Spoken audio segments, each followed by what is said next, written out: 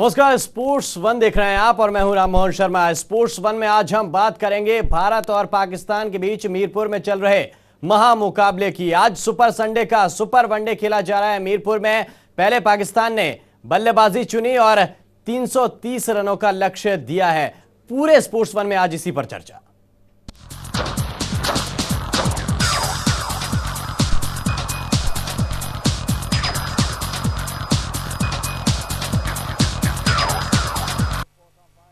तो super Sunday का super one day खेला जा रहा है मीरपुर में। सबसे पहले जैसी अपेक्षाएं भारतीय गेंदबाजों से थी वो तो कुछ खास कर नहीं पाए, लेकिन पाकिस्तानी बल्लेबाजी भी अपनी शानदार शुरुआत का फायदा नहीं उठा पाए और 330 रन का टारगेट भारतीय टीम को दिया है। आपको एक बार सरसरी नजर में हम बता दें कि कैसा स्कोर कार्ड रहा पाकिस्तान का, कैसी शुरुआत रही। तो शुरुआत बेहद लाजवाब। मोहम्मद हफीज और नासिर जमशेद बल्लेबाजी करने के लिए सलामी जोड़ी के तौर पर मैदान पर उतरे और ये बल्लेबाज आए तो जाने का नाम नहीं ले रहे थे। आपको बता दें 224 रन तक इन दोनों बल्लेबाजों ने समा बांधे रखा। बेहतरीन बल्लेबाजी का नजारा पेश किया मीरपुर के शेरे बांग्ला स्टेडियम में। आपको बता दें कि 35.5 यानी कि 36वें ओवर की आखिरी गेंद पर नासिर जमशेद का विकेट मिला आर अश्विन को। फिर जाके ये साझेदारी टूटी। इसके बाद फिर जैसी उम्मीदें थी 35-36 ओवर में जब 224 रन बन गए थे, इसके बावजूद पूरे अगर स्कोर कार्ड पे बात करें तो आखिरी जो 15 ओवर फेंके गए, 14 ओवर फेंके गए, उनमें ज्यादा रन नहीं बना पाई पाकिस्तानी टीम और 329 रन, वो भी बहुत बड़ा टारगेट है भारत के लिए। 330 रन का जो टारगेट दिया गया है। इसके अलावा आपको बता दें 52 रन की शानदार पारी यूनुस खान ने खेली है। 28 रन की पारी उमर अकमल ने खेली है और शाहिद अफरीदी आज नहीं चले। 15 गेंद में महज 9 रन बनाकर पवेलियन लौट गए और आखिरी में जो पिछले बल्लेबाजों से उम्मीद थी कि आखिरी ओवरों में ज्यादा रन जोड़ेंगे, वो ज्यादा रन नहीं बना पाए। इसलिए भारत को कुछ राहत की सांस मिली, लेकिन गेंदबाजों के लिए आज का दिन बहुत बुरा रहा। भारत को बल्लेबाजी करनी है। लंच चल रहा है फिलहाल और लंच के बाद कैसी तस्वीर होती है, भारत कैसे खेलेगा, ये तमाम चर्चाएं हमारे साथ करेंगे। हमारे साथ इस वक्त आपको बता दें रमेश यादव जी ब्रेन कंडीशनर हैं, क्रिकेट एक्सपर्ट हैं। प्रज्ञान ओझा, पार्थिव पटेल, ईशांत शर्मा जैसे भारतीय टीम के धुरंधर खिलाड़ी इनके सानिध्य में रह चुके हैं, इनके मार्गदर्शन का लाभ उठा चुके हैं। हम सीधे चर्चा के लिए जुड़ते हैं रमेश यादव जी से। रमेश जी, सबसे पहला सवाल, सुपर संडे का सुपर वनडे मीरपुर में खेला जा रहा है। उम्मीद जैसी भारतीय गेंदबाजों से थी वैसा तो नहीं कर पाए। कमजोर कही जा रही थी पाकिस्तानी बल्लेबाजी और वो बाद में नजर भी आया, क्योंकि शुरुआत की अगर हम 2 विकेटों की बात कर दें तो 2 विकेट के बाद ऐसा लगा कि पतझड़ की तरह विकेट गिर रहे हैं और आखिर तक 6 विकेट गिर गए, 329 रन बने। अगर शुरुआत में 1-2 विकेट निकाल लिए जाते, ये टारगेट जो 2 बल्लेबाजों ने शुरुआती ने शतक जड़ा है वो नहीं होता, तो मैच की तस्वीर कुछ और होती है। आपसे सीधा ये जानना चाहेंगे कि जो मानसिक दबाव है भारत के ऊपर वैसे भी रहता है, क्योंकि मैच पाकिस्तान और भारत के बीच में है। 2 मुल्क ऐसे हैं जिनके राजनीतिक हालात अच्छे नहीं हैं, इसी वजह से मैच का रोमांच बढ़ जाता है, क्योंकि सीरीज बहुत कम हो पाती है। 1 साल बाद ये मौका आया जब मीरपुर में वनडे मैच खेला जा रहा है, तो मानसिक दबाव में दोनों टीमें रहती हैं। अब पाकिस्तानी बल्लेबाज तो इससे उबर चुके हैं। 330 का बड़ा टारगेट भारत के लिए दिया है। मानसिक रूप से भारतीय बल्लेबाजों पर दबाव होगा।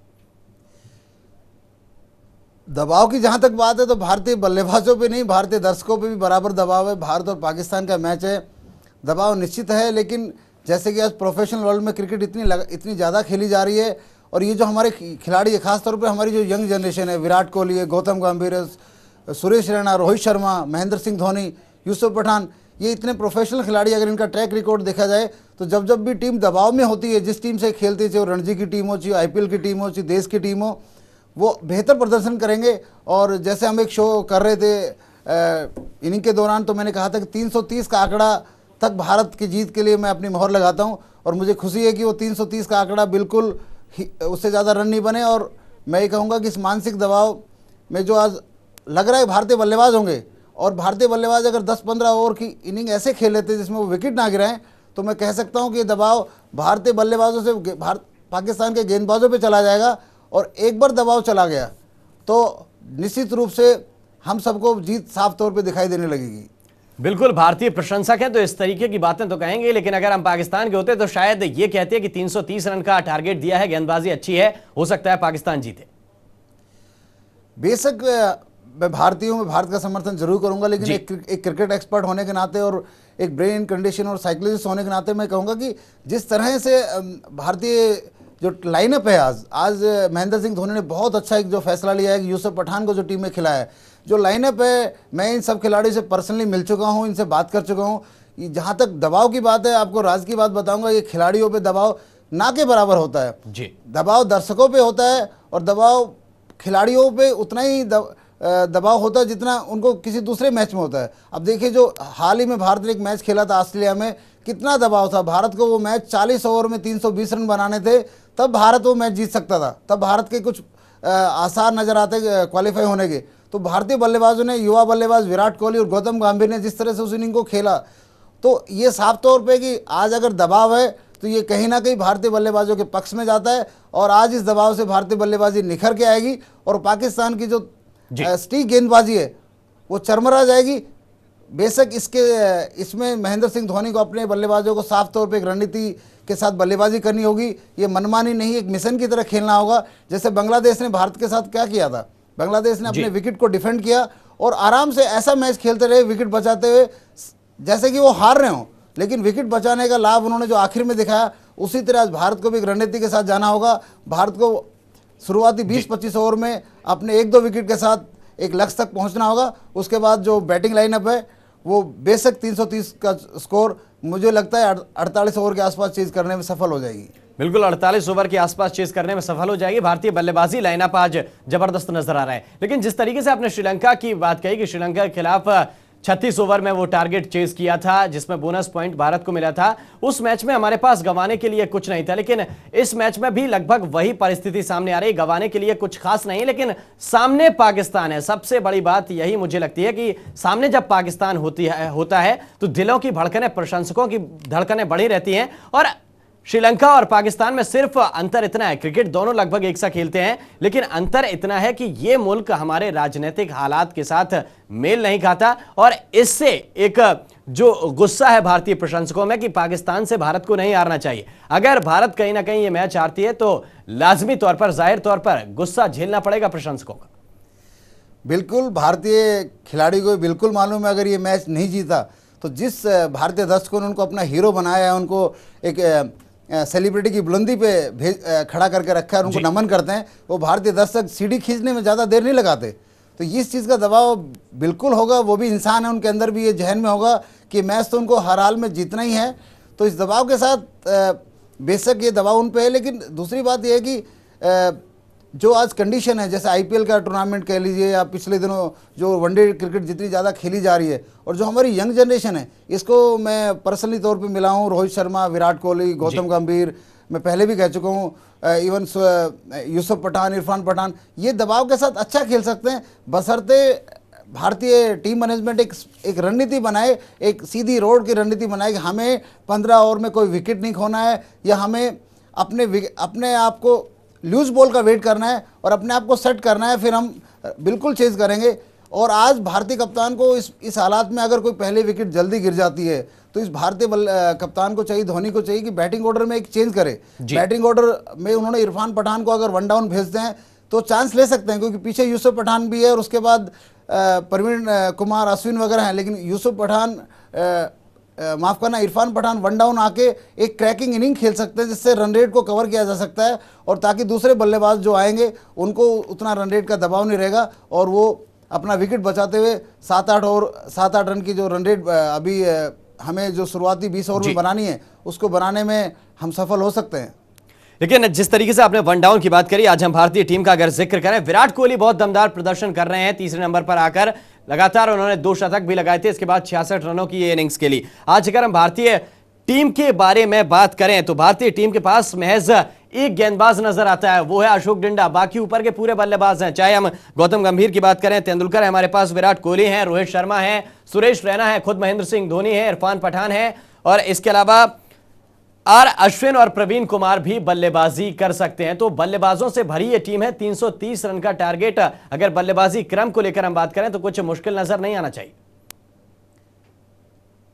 बिल्कुल आपकी बात सही है, मैं आपकी बात से सहमत हूं कि 330 रन का जो टारगेट है ये मुश्किल नज़र नहीं आएगा अगर भारतीय टीम अपने विकेट बचाने में सफल हो जाती है। विराट कोहली अनडाउटेडली बहुत बड़े बल्लेबाज बन चुके हैं और बहुत लंबे समय तक वो भारतीय टीम में वन डाउन की बहुत बड़ी भूमिका निभाएंगे। लेकिन आज का जो सिचुएशन है, सिचुएशन में अगर रन रेट की बात करें, रन रेट को अगर तेज करने के लिए अगर विकेट को रिस्क की बात करें, तो मैं गौतम गंभीर या विराट कोहली के विकेट को रिस्क पे नहीं लगाना चाहूँगा।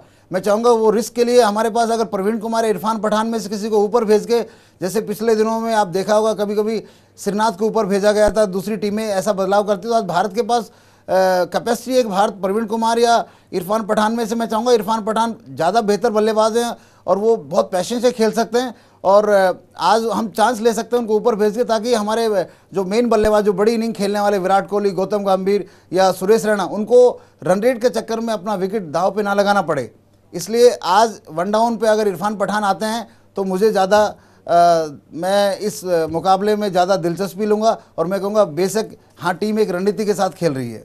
दरअसल भविष्य के गर्त में क्या है ये तो देखना होगा। पहले विकेट की साझेदारी उनकी लंबी हुई है तो हमारी भी लंबी हो सकती है। हमारे पास भी तेंदुलकर और गंभीर जैसे सलामी बल्लेबाज हैं। अब सवाल इस बात का उठता है कि भारतीय गेंदबाजी का क्या किया जाए, क्या होगा मैच में। वो तो जैसे पारी की शुरुआत होगी वैसे ही रुख साफ धीरे धीरे होने लगेगा। लेकिन भारतीय गेंदबाजों ने जो किया है, 224 रन 36 ओवर के अंदर कोई विकेट नहीं ले पाए, सभी गेंदबाजों को यूज किया धोनी ने।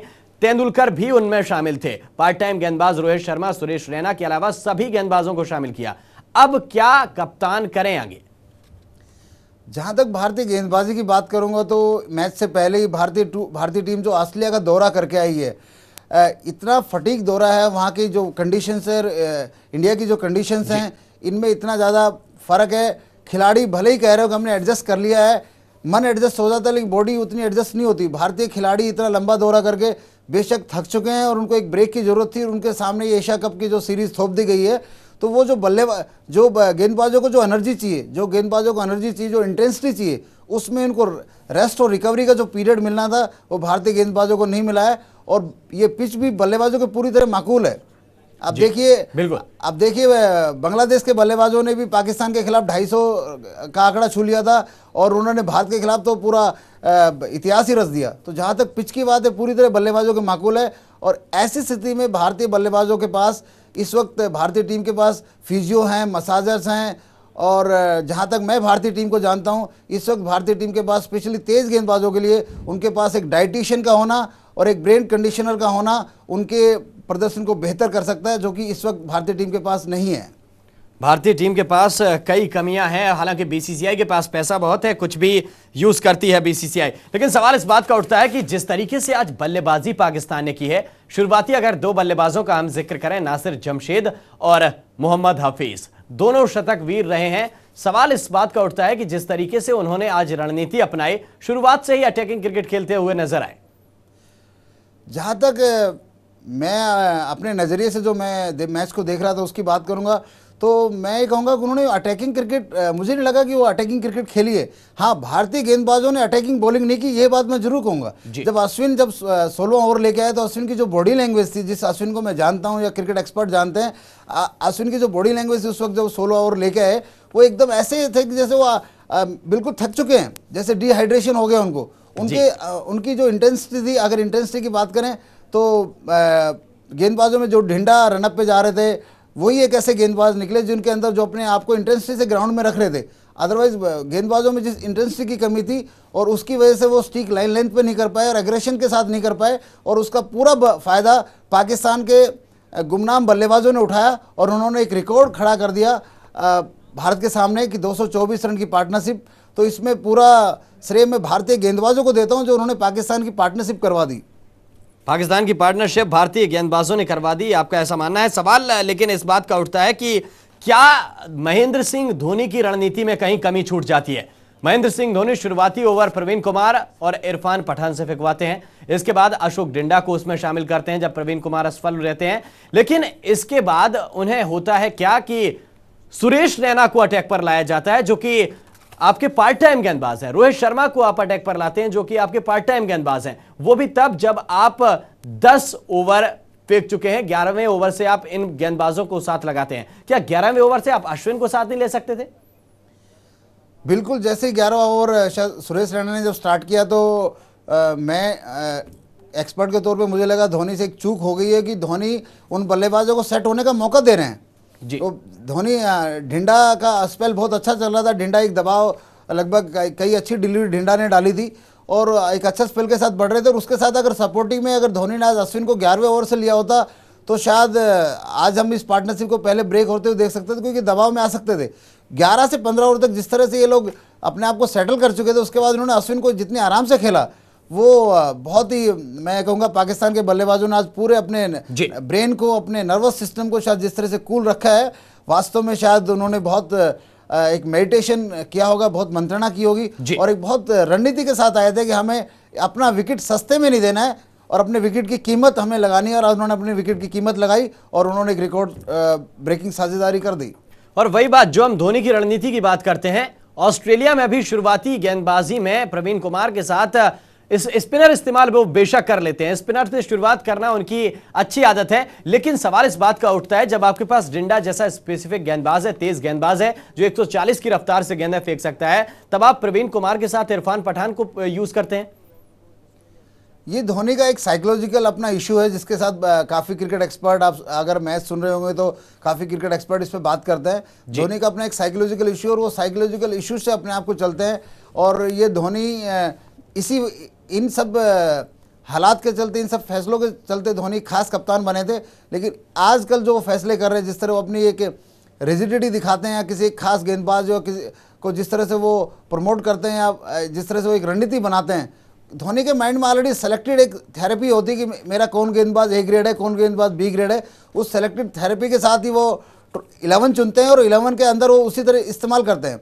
मनोज तिवारी का बाहर बैठना ऑस्ट्रेलिया में, मनोज तिवारी का लगातार आज भी बाहर बैठना बिल्कुल आज खेल रहा है। अगर ऐसे ही हमें बॉलिंग करनी थी, ऐसे ही पार्ट टाइम बॉलर की जरूरत थी तो Manoj Tiwari part time bowler एक धमाकेदार बल्लेबाज भी है, लेकिन वो धोनी की जो साइकोलॉजिकल फ्रेम है, मुझे लगता है कहीं ना कहीं वो मनोज तिवारी उस फ्रेम में नहीं बैठता। ऐसे ही ढिंडा या दूसरे बॉलर, धोनी का एक जो इशू है वो एक नेचुरल कैप्टनशिप ना, उसके अंदर नेचुरल कैप्टनशिप को ना देखते हुए मैं एक साइकोलॉजिकल कैप्टन देखता हूं जो अपनी साइकोलॉजी पे ज़्यादा बिलीव करते हैं। और अगर ढिंडा से पहला गेंद और पहला ओवर फिकवाया होता तो आज ढिंडा जिस तरह से उन्होंने रणजी में परफॉर्म किया है तो ढिंडा को एक सपोर्ट मिलती है और ढिंडा को एग्रेशन मिलता। और जो सीनियर लोड बैठा है आज प्रवीण कुमार, उनको भी पता लगता है कि एग्रेशन के साथ गेंदबाजी कैसे की जाती है। बिल्कुल, लेकिन सवाल अब तमाम उठते हैं, सवाल ये भी उठता है कि क्या धोनी का ये साइकोलॉजिकल सिस्टम है या फिर धोनी की मोहब्बत है अपने दोस्तों से। चेन्नई सुपर किंग्स के जो खिलाड़ी हैं उन्हें बाहर नहीं जाने देते, चाहे वो सुरेश रैना हो, चाहे वो रविंद्र जडेजा हो, हालांकि आज के मैच में बाहर जरूर बैठे हैं। देखिए धोनी की मोहब्बत तो जग जाहिर है। उन्होंने इंजरी के तौर पे आरपी सिंह को जब इंग्लैंड में बुलाया था तो उन्होंने अपनी मोहब्बत और दोस्ती का कबूलनामा सबके सामने आ गया था और बिल्कुल धोनी अपनी उस दोस्ती के फ्रेम में रहते हैं। ये सब इस बात को सब जानते हैं और ये भारतीय क्रिकेट में अक्सर होता रहा है। हर कप्तान अपने साथ 1 या 2 प्लेयर अपनी दोस्ती के खाने में खिलाता रहा है, बट धोनी ऑब्वियसली ज़्यादा खिलाड़ियों को खिला रहे हैं और इसका खामियाजा धोनी की कप्तानी को भारतीय टीम इंडिया को भुगतना पड़ रहा है। और भारतीय फैंस की जब मैं बात करूं कि फैन फॉलोइंग जो क्रिकेट के प्रति आज कम होती जा रही है, वो आज का क्रिकेट, आज की जो जनरेशन है वो हर चीज़ को कैलकुलेट करती है। वो अगर आप उनके जज्बे के लिए फैसले नहीं लेते और उनके जज्बे की 11 नहीं बनाते तो आने वाले दिनों में अगर स्टेडियम में दर्शकों की संख्या कम हो जाए तो मुझे कोई ताज्जुब नहीं होगा। बिल्कुल, दर्शकों की संख्या अगर कम हो जाए वो तो होने भी लगी है, क्योंकि अगर हम टेस्ट मैच की बात कर लें तो बहुत